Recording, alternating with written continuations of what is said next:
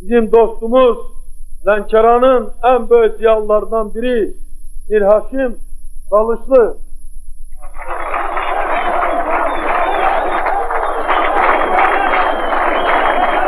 Lənkəranın hemşe büyük düşünen ziyalı insanlar oluştu.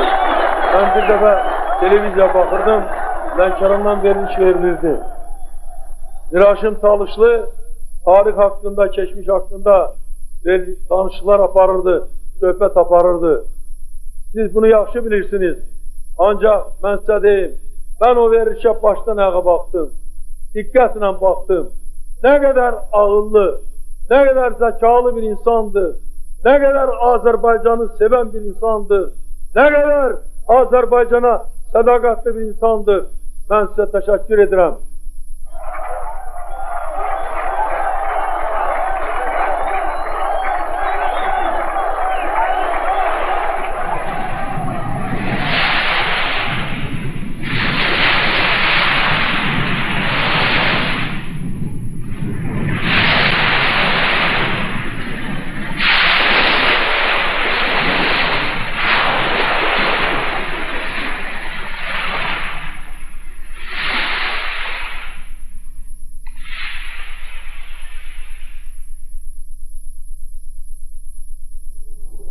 Əlidə yaş 75-i keçdiyi biraz çətindir yuxarı çıxmaq pillələrlə. Nə deyək, mən demək olar ki, keçən əsrin sonuncu bəlkə romantik adamlarından biriyəm. Mən belə hesab edirəm özüm. Mirhaşim Talışlı, tarixçi Mirzə Əhməd Mirzə Xodaverdoğlu'nun Əxbərnamə, Seyid Əli Kazım Bəyoğlu'nun Cavahirnamə ilə Lənkəran əsərlərində göstərən sənədlərə əsasən deyə bilərik ki, o, nəsli şəcərə baxımından bir tərəfi Məhəmməd Peyğəmbərin 32-ci törəməsinə, digər tərəfi Səfəvilər sülaləsinə bağlanan, əslən Ərdəbil mahalının Xalxal kəndindən olan Nadir Şah Əfşar tərəfindən Talışa hakim göndərilən və Nadir Şahın qətlindən sonra özünü xan elan edən Seyid Abbas bəyin nəslindəndir. Soyadındakı Talışlı ifadəsi Seyid Abbasın oğlu Qara xanın özünə Talışlı təxəllüsü götürməsi ilə bağlıdır. Sonradan bu təxəllüs nəslin rəsmi soyadına çekilir.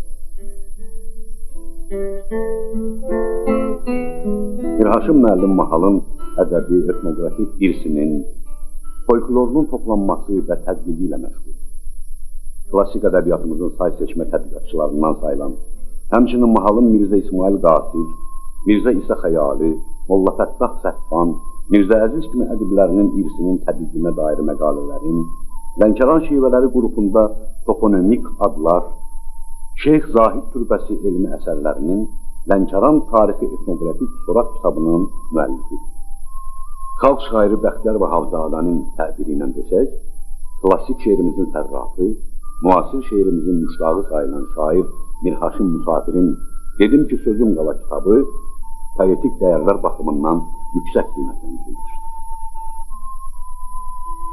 Filologiya elmləri namizədi, doçent, Respublika Yazıçılar Birliyinin üzvü, əməkdar müəllim Mirhaşim Musafir Lənkəran Dövlət Universitetində Azərbaycan Dilçiliyi və Türkologiya kafedrasının müdürüdür.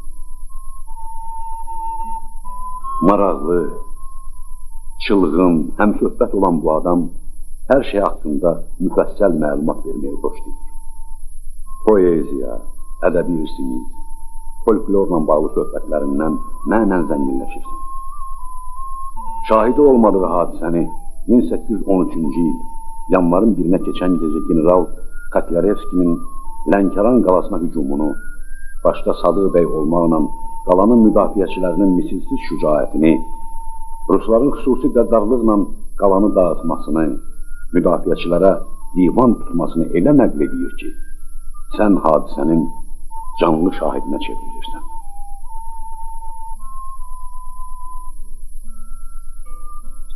Gördüyümüz bu qala 17-ci əsrdən, onun 17-ci əsrin sonundan qalan bir yadigardır.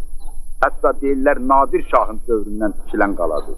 Əsrimizin əvvəllərində də bu mayağın ətrafında, məsələn, o erməni Müslüman davasında deyirlər adamlar o qədər qırılıb burada itlər o leşləri tapıb göstərib ki, məsələn gəliblər onları təmizləyiblər. Bunları mən eşitmişəm ki, bu son dövrlərdə qala yoxdur, amma qalanın ətrafında sonra da həmişə belə döyüşlər olub. Lənkəranda da belə qırğınlar törlənib. Nəinki 18-ci əsrdə, 19-cu əsrin ortalarında, hətta 20-ci əsrdə də belə hadisələr olub bunun əvvəllərində ki, belə qırğınlar bu qalanın ətrafında baş verir.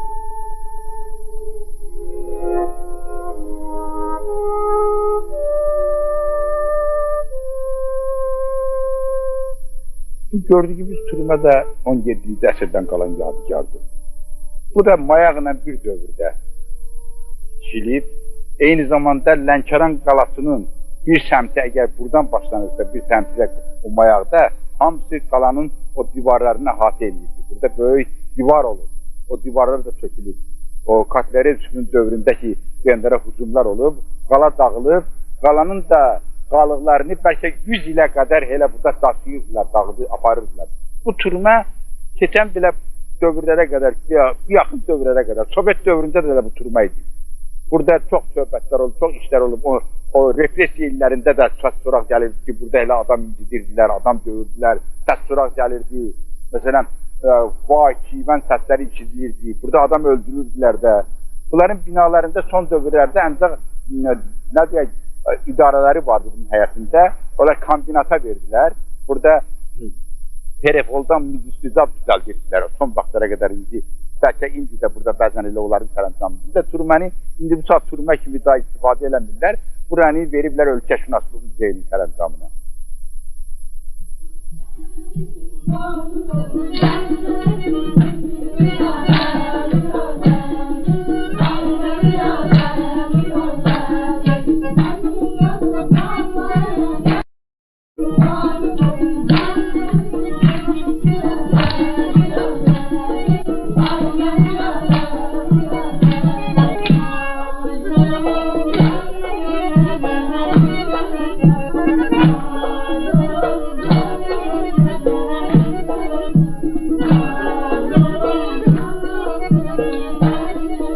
Çox qədim əsrlərdən Lənkəran Çəltik zonuları, Çəltik sahəsi və Çəltik əkilisi.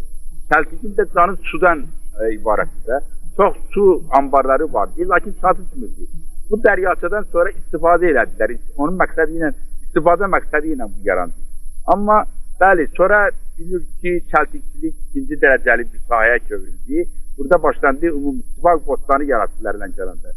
Çəltik ilə əlaqədar, siz bilirsiniz ki, bu məsələni mən yada salmaq istəyirəm ki, Çəltik nəğmələri, ümumiyyətlə xorla ifadə olunan nəğmələr bəstəkarlarımızın həmişə nəzər diqqətində olub.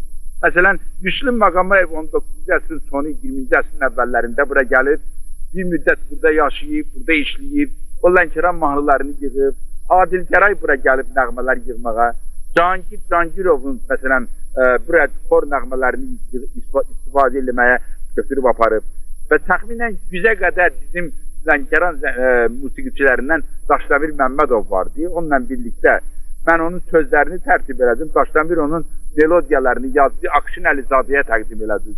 Bəli, bəstəkarlarımızın nəzər diqqəti çöktü ki, Lənkəran ancaq bura xor nəğmələri burada daha çox geniş inkişaf eləmişdi. Çünki Azərbaycanda xora qədər, bilirsiniz ki, muğam sənəti, tək ifaçılıq sənəti, o da Qarabağ zonası ilə əlaqədardır. Bakıda oxunurdu belə şeylər. Amma Lənkəranda görürsünüz, xorla, bütün toylarımızda xor, qızlar elə o Çəltikdən gələn o nəğmələr gəlmişdi, toylarımızda da istifadə edirdilər. Gəlin gələnə qədər dəstə ilə qızlar çıxırdılar gəlinin qabağına, xor oxuyurdular. Oğlanı məsələn göndərəndə, laf göndərin, hamama göndərin, oğlanı hamama göndərin, belə oxuyardılar dəstə ilə. Ay bu evlər uzun evlər, göndərin hamama göndərin. Ya qoyun kəsiləndə, ay bu gəlinin toy qoyunu, bıçaq gətir toy qoyunu. O bütün proses, toyun prosesləri həmişə nəğmələrlə, dəstə ilə, xorun nəğmələri ilə müşayiət olunurdu. Və bu eyni zamanda bu nəğmələr Çəltiklə, Çəltikçilik təsərrüfatından gəlmişdi. Və bəstəkarlarımız da bu nəğmələrdən istifadə edirlər. Lakin biz gözümüzü açanda, məsələn, deyirik ki, Lənkəranda xorla nəğmə oxuyurlar. Biz məktəbdə də bizə nəğmə oxutdururdular. Amma məktəbdə oxutdurulan nəğmələr dəyişilmişdi. Burada belə nəğmələr oxutdururdular. Bizə ki, məsələn, mən danışıram 36-37-ci illərdə. Bu da bizə oxudulan nəğmə dünyanın dəyişilməsi haqqında danışırdılar. Aqidələrin dəyişilməsindən danışırdılar. Məsələn, mənim yaxşı yadımdadır, melodiyası da yadımdadır. Məsələn, uşaqlara oxutdururdular, deyirdilər, ey sən əski dünya artıq təslim ol, sənə qarşı yürüş var, ha yürüş var. Sıralara düzüləlim, irəliyə, yeni dünya quralım. Yeni dünya biz quralım, yeni dünya biz quralım. İlahi, insan nə böyük təlqinə məruz qalmalıdır ki, 65 ildən sonra belə bu şeir onun hafizəsindən silinməyə.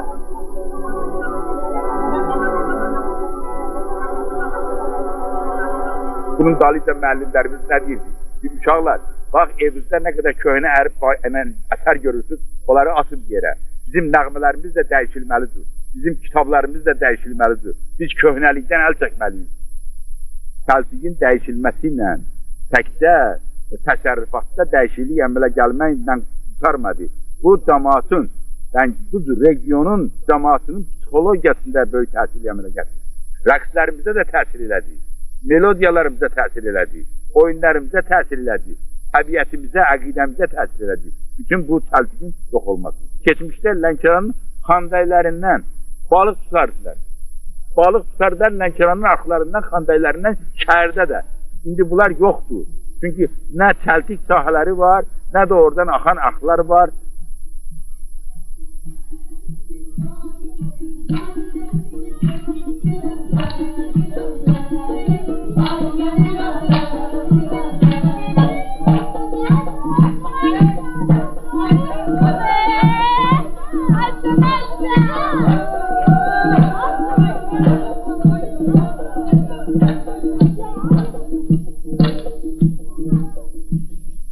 Burada Lənkəranda universitet var. Mən universitetdə müəllimim. Hələ belə şeylərlə maraqlanacağım. İndi bunlar da Allah canınıza maraqlanmağımla bir yerə canınıza dəysin. Allah canınıza. Xəstəlik Allah heç kəsə görsün. Bəyəklərim mən sizdən bir nəğmə işitdimi? Yarı oldu qocanın çörəyi. Onu da deyin də. Elə belə. Yarılandı, bunu mən deyərəm, o bilməm. Buyurun. Yarılandı qocanın çörəyi. Bəli. Görmədi gözü, qırışlandı üzü. Görmədi Gözü, qırışlandı üzü. Qırışlandı üzü. Üzü. Sonra? Haray vurdular oğluna, qızına. Haray vurdular. Oğluna, qızına. Gəlmədi heç biri, çatmadılar qocanın özünə. Gəlmədi heç biri. Heç biri. Çatmadılar. Qocanın özünə. Qocanın özünə. Özünə. Qonum qonşular yığıldılar, qocanı nə cəlalla götürdülər. Qoydular tabuta. Qonum qonşular. Qonum qonşular. Sen Allah razı olsun. Qocanı götürdülər. Qoydular tabuta. Qoydular tabuta. Tabuta. Sonra? Yollandılar yola. Yollandılar yola. Bunlar nəğmə kimi də oxunsa, baxıram, görürəm ki, bunlar xalqın ürəyindən gələn elə sözlərdir ki, elə gələnə burada bizim o şeirimizin faydaları, qanunları olduqda dəqiq gözlənilir, nə hecab olan, amma ürəkdən gələn sözlərdir deyilir. Salyana qoşun getdi.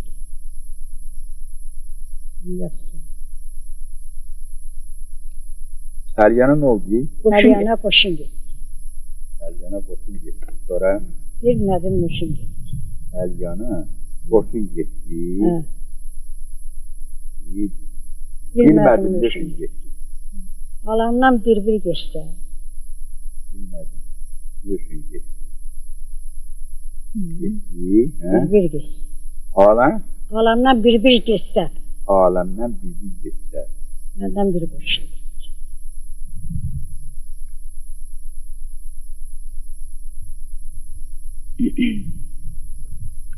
Evə gəl. Bunlar xalq nəğmələrdir, el nəğmələrdir. Bunların bəzən ola bilir, görürəm ki, şeir qaydaları pozulub, amma xalqın ürəyindən gələn sözlər olur, qədimdə deyilib, oxumursuz, demirsiniz, bunları elə səslə, hava ilə. Bunlar hava ilə deyilsin. deyil. Hava ilə deyil. Bəli.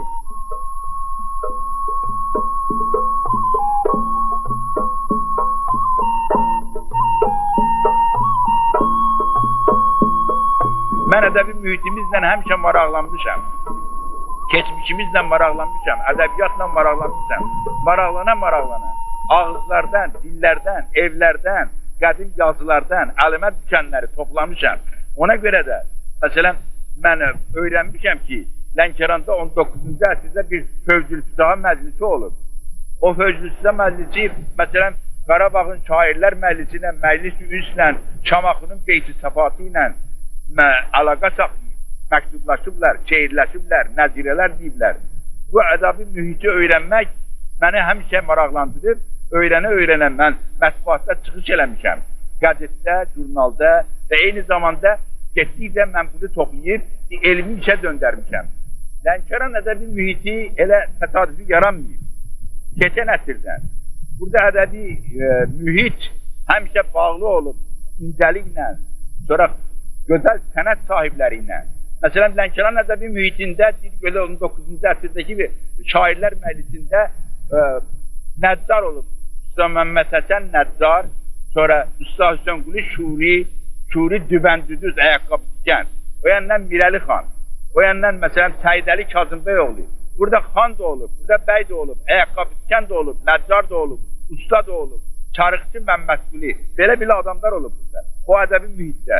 Mənim əlimə belə bir şeir düşdü. O şeirdə görürəm bu şairlərin bəzilərinin adları var, məclisin adı var. Bu xana bizə bir şərəf-i əhli səfadır, bir hicrəgəh-i məzhər-i əsrar-ı xudadır. Qurban belə bir məclisə ki, fərq qoyurduq, cühala demir ki, üqəlavı zəbadır.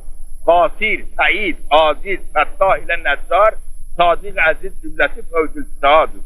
Bu hicrəgəhi eylə ziyarət yenə şuri, Torun gözünə üçün bu dəva nuru ziyadır. Bəli, Torun gözünə nuru ziya hesab edir bu məclisi. Bu məclisin davamı, bu məclisin bu günləri də, biz son vaxtlarda da Fövzülfütaha məclisini davam elətdirdik. Bundan başqa Lənkəranda, məsələn, Yazıçılar Birliyinin filialı var. İltifat Salih o məclisə rəhbərlik edir. Həmişə mən ədəbi mühitlə əlaqədar olmuşam. Bu ədəbi mühitin uşaqları ilə, məsələn, əlaqə saxlamışam. Mənim elə yaradıcılığım bizə Lənkəran kitabı var. Böyəğa Hüseyin Balaoğlu ilə Lənkəran haqqında belə ensiklopedik və nə dedilər, məlumat xarakterli kitab yazmışam. İndi bu saatda Etibar Əhədov bizim Lənkəranda ən gözəl jurnalistdir. Onunla bu saat məşğulam mən Lənkəran haqqında bir ensiklopediya, yəni ensiklopedik məlumat bir kitabı düzəltmək istiyorum. Onunla məşğulam bu saat özdə ciddi. Lənkəran tarixçiləri olub, keçmişdə bu günlərdə var.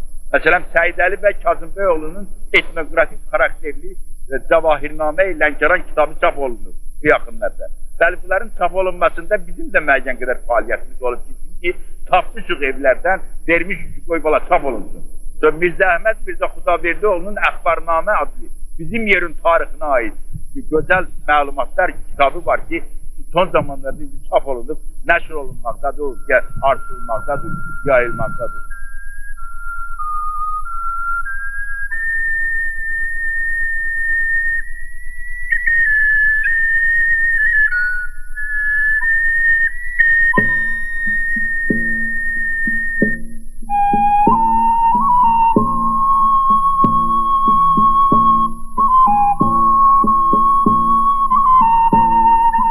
İnsanın da öz mühiti var. Və o öz mühitinin yaşadığı dövrün övladıdır, əks sədasıdır. Onun ömrü bu mühitin qısa tarixçəsidir. Vaxtı ilə bu otaqda, bu divarlar arasında, qorxu və təzyiqlər altında ikili bir ömür yaşanır. Bu divarlardakı rəsmlərin taleyi kimi. O vaxt bu divarları milli və dini məfkurəmizə uyğun, dini ehkamlara tapınan rəsimlər bəziyirdi.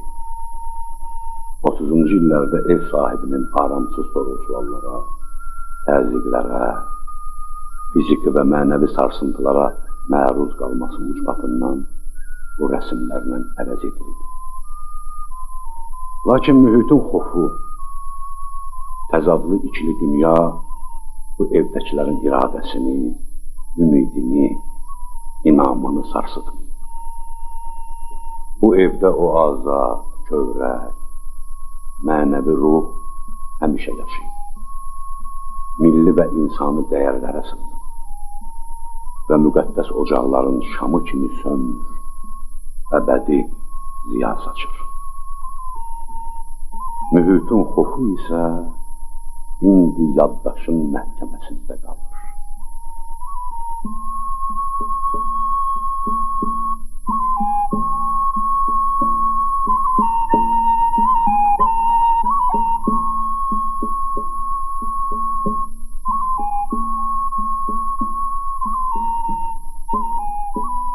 Bu fotolar əsrin əvvəlində çəkilir.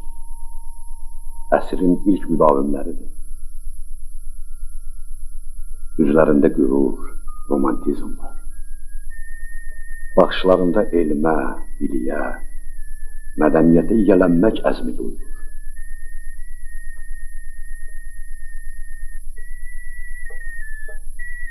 Onların hər biri bir şəxsiyyətdir.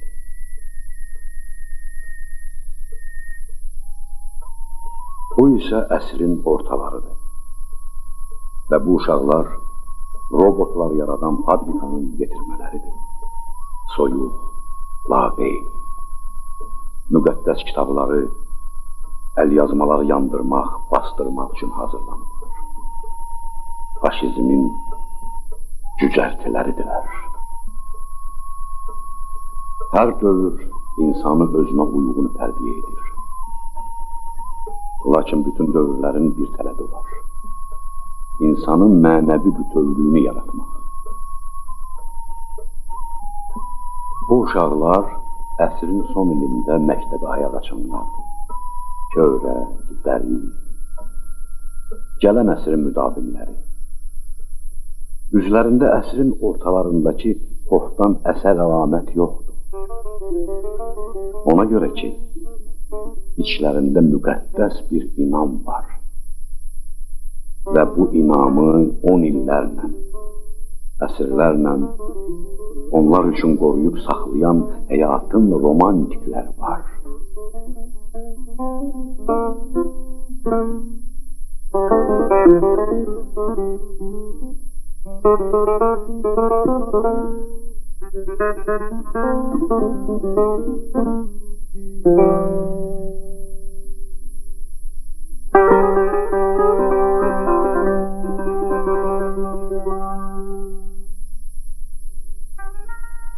Bu Qur'an-ı Kərim 200 il yaşı olan bir kitabdır, müqəddəs Qur'anımızdır. Əllə yazılır, qızıl suyu ilə hasiyələnir. Bunlar hamısı qızıldır. 18-ci əsrin sonunda, 19-cu əsrin əvvəllərində yazılır. Bu Lənkəran xanı, Mir Mustafa xanın özünün də qeydləri ilə əl yazısı var burada. Qoyulub yazılır, əllə yazılır, əl yazısı. Keçmişdə əl yazısı terminini qələmi kitab adlandırırlar. Əl yazması əvəzinə qələmi kitab deyirlər. Bəli, bu qələmi kitabdır, əllə yazılır. Bir kitabda Qur'an-ı Kərim olduğundan başqa bir sıra qeydlər var bunun sonunda, axırında. Məsələn, yazır ki, bunu Lənkəran xanı, Mir Mustafa xan, Talış xanı, Mir Mustafa xan, Əl-Hüseyni, sonra müqəddəs Seyid nəslindən olan Mir Mustafa xan, bu kitabı Hicri 1223-cü il Məhəmməd Rıza, Məhəmməd Rəfi Kəlyani adlı bir ustaya yazdırır. İndi nə qədər ona pul verib yazdırıb özüdür. Amma bir dənə qeydi var ki, burada yazır ki, mən bu kitabı vəqf edirəm öz nəslimin oğlan tayfasından olan adamlara. Niyə?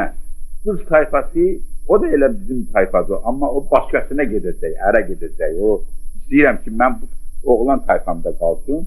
Bu Qur'anı mən gözümü açmışam, bu evdə görmüşəm, atamın əlində. Bəli, atam da öz atasından, o da öz atasından. Nəysə bizim əlimizə gəlib çatıb. Bu Qur'an ancaq Sovet dövründə ərəb əlifbası ilə kitab saxlamaq çox çətin idi. Hər yerdə kitab görürdülərdi, ərəb əlifbası ilə qorxulu idi. Hətta Cavidin əsərləri, sonrasında şairlərin əsərləri, mən ki evlərə gedirdim şairlərin bir əl yazması üçün, hamısı deyirdilər ki, yandırmışıq, bastırmışıq, yandırmışıq. Heç əl yazma, heç bir kitab evlərdə saxlanmırdı. O vaxt kitab saxlamaq, kitab ərəb xüsusilə qədim kitabları saxlamaq, elə bir qaçaq malı gizlətmək kimi bir şey olur. Bəli, bu kitab çox çətinliklə saxlanılıb, qorunmuşdur. O dövrdə bir sıra kitabları, elə bizim evdə, o cümlədən Qur'anı, damda, iki şalmanın arasında qoyub, üstünə palsız sərib, əvvəl-əvvəli bir dəmir, sonra palsız sərib, qoruyub, mühafizə edirdilər ki, məsələn, gələndə, axtaranda kitab görünməsin, elə bir evdir, damdır, suallanır. Bəli, sonra biz indi çıxartmışıq bu kitabı aşkara və böyük belə çətinliklə və bunu bərpa eləmişik, saxlamışıq ki, indi, məsələn, maraqlanırlar bu kitabla. Mən də vermirəm, çünki belə yazılır ki, nəslimin oğlan tayfasında qalsın, hələlik məndə qalıb bu kitab.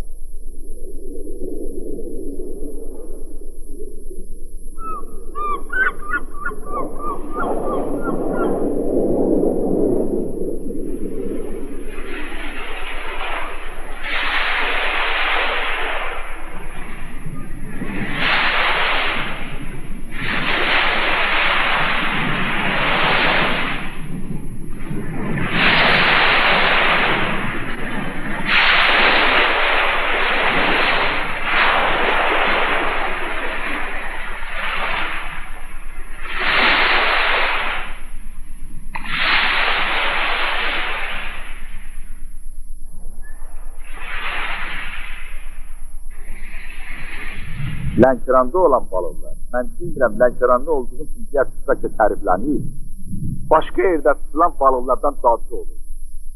Həmişə uzaq yerlərdən o Haşdərxandan da görülən balıq gətirləri, o balıq bizim bu balıqların dadını verməz. Bax, maraqlıdır ki, quşlar da belə, Lənkəranda ovlanan quşların da dadı başqa yerin quşlarından yaxşıdır. Valla deyirsiniz ki, Miraşın müəllim bəlkə Lənkəranda olduğu üçün belədir, amma həqiqətən belədir. Mirhaşım zamanı, vaxtı özü ilə daşıyan müsafirdir. Və bu müsafirlik onun alın yazısıdır. Belə adamlar həyatın, ömrün mənasıdır. Və təsadüfi deyil ki, o özünü əsrin son romantiklərindən biri sayır.